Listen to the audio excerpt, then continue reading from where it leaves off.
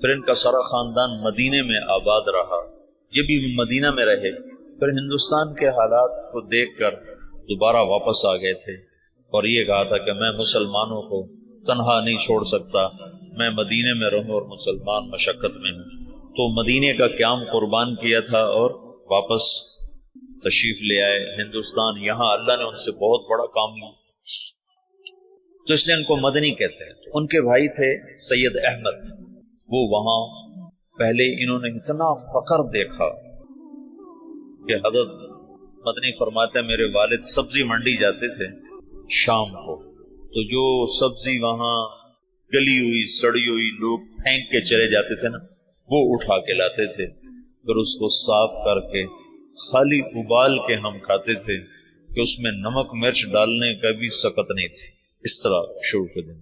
لیکن سید احمد کو اللہ نے صلاحیتیں دیں، انہوں نے شاہ عبدالعزیز سے پتہ نہیں کیسے تعلق بنایا، وہ الگ داستان۔ ان کے بیٹے سید حبیب نے اس سے بھی آگے، اب ان کی نسل وہاں اربوں پتی، بڑے بڑے ان کے محل ہیں، یہ تمہارے حسنین کو 4 گنا کریں تو تب ان کا محل بنتا ہے، اس سے بھی 4 گنا بڑی 4 دیواری ہے جس میں وہ رہ رہے ہیں، بہت کے قریب ان کے محلات ہیں۔ تو انہوں نے سید احمد سے ذکر کیا، تو انہوں نے جو مسجد نبوی کے اس وقت منتظم تھے ناظم اعلیٰ، ان سے ذکر کیا، تو انہوں نے عشاء کے بعد جب مسجد بند کر دی تو مولانا الیاس صاحب کو بلا کر جالی کا دروازہ کھول کے اندر بھیج دی، تو اندر جالی اور روزے کے درمیان کوئی چاروں طرف دیوار ہے، دروازہ کوئی نہیں۔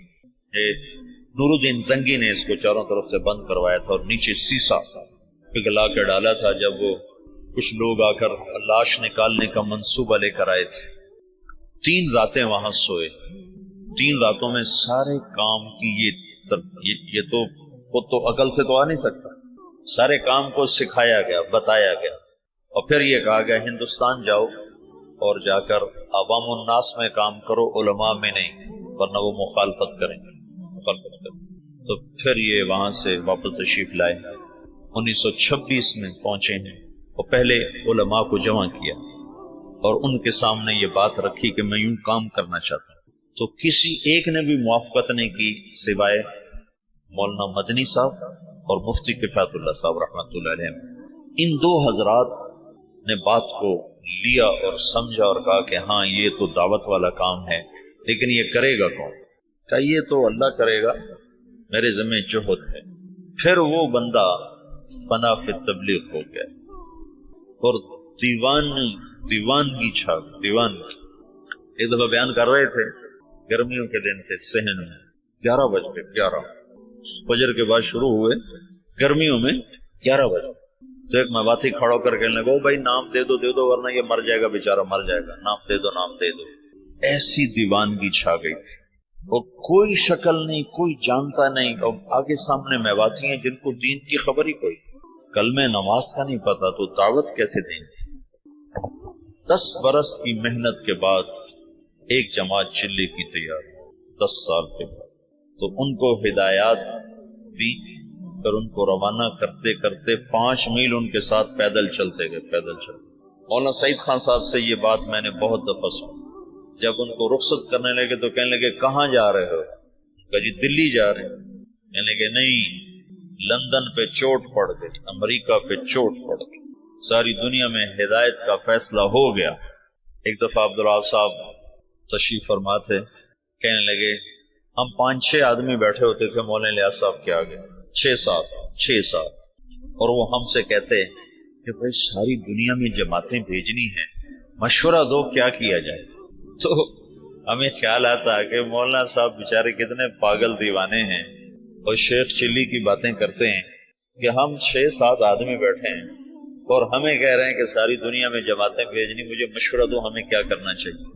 یعنی اللہ تعالیٰ نے اپنی قدرت سے ظاہر کر کے دکھا دیا کہ کیسے سارے عالم میں ہم خود پھر رہے ہیں، ساری دنیا سے جماعتیں ہمارے پاس آ رہی ہیں، ہم سے ساری دنیا میں لوگ جا رہے ہیں۔ تو 1926 سے لے کر 1944 نوح میوات میں پہلی بستی ہے جہاں پہلا اجتماع ہوا۔ اس وقت اجتماع نہیں کہتے تھے، جلسہ کہتے تھے، جلسہ، پہلا جلسہ۔ اور سگا بیٹا محمد یوسف اکلوتا سخت مخالف، تو کہیں یہ کیا پاگلوں کا کام شروع کر۔ ان کا ذہن ذوق سارا تعلیمی تصنیفی۔ 21 سال کی عمر میں طحاوی کی شرح لکھی، جو حدیث کی مشکل ترین کتاب ہے طحاوی، اس کی شرح 21 برس کی عمر میں لکھی۔ اور حیات الصحابہ جیسی کتاب تو ساری دنیا کے علماء تسلیم کر گئے کہ سیرت میں یہ وہ شخص بدیع تھا، بدیع سیرت میں، کہ سیرت کے عنوان پر آج تک کسی نے ایسی کتاب نہیں لکھی۔ سیرت کا عنوان ہوتا تھا زید بن ثابت، نیچے اس کی سیرت اور حالات، عمر بن خطاب، نیچے ان کی سیرت، حالات، واقعات اور ان کے فضائل اور مناقب۔ یہی 14 صدی میں تمام مصنفین کا طرز رہا ہے۔ یہ پہلا شخص ہے جس نے اسلوب جدید دیا، بدیع اسلوب، آج تک کوئی یہ اسلوب لے نہ سکا۔ حیات الصحابہ ہے سیرت، لیکن حیات الصحابہ، کیف کانت صلاتهم، کیف کان علمهم، کیف کان جہادهم، اس کے نیچے کئی صحابہ کے واقعات۔ یہ ایک کو عنوان بنا کے نہیں، عنوان صفت کا اور نیچے واقعات مختلف شخصیات کے۔ یہ پہلی دفعہ ہوا تصنیف و تالیف کی تاریخ میں۔ اس کتاب نے اتنی قبولیت حاصل کی کہ دنیا کے ہر بڑے مکتبے میں حیات الصحابہ پڑھی ہوتی۔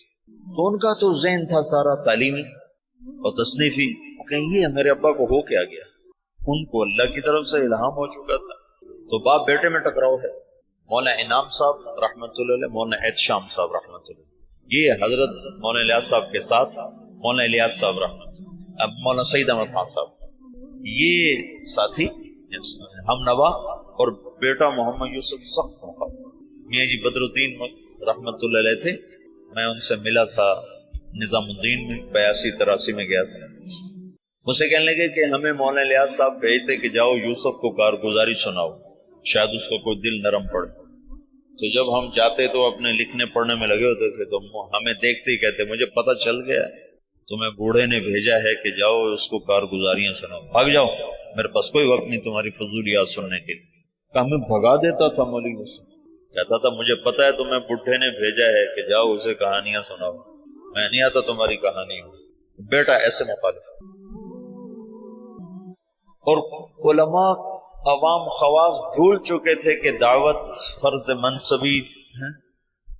وَكَذَلِكَ جَعَلْنَاكُمْ أُمَّةً وَسَطًا لِتَكُونُوا شُهَدَاءَ عَلَى النَّاسِ، تو شہداء اللہ الناس کا فریضہ پوری امت کے ذمے ہے، اور سارا عالم ہمارے ذمہ۔ میاں جی بدر الدین، یہی بدر الدین بتاتے ہیں، میں بیان کر رہا تھا تو سامنے کچھ لوگ بیٹھے تھے 10 12 15، تو پیچھے سے مولانا الیاس صاحب آ گئے، کہنے لگے بدر الدین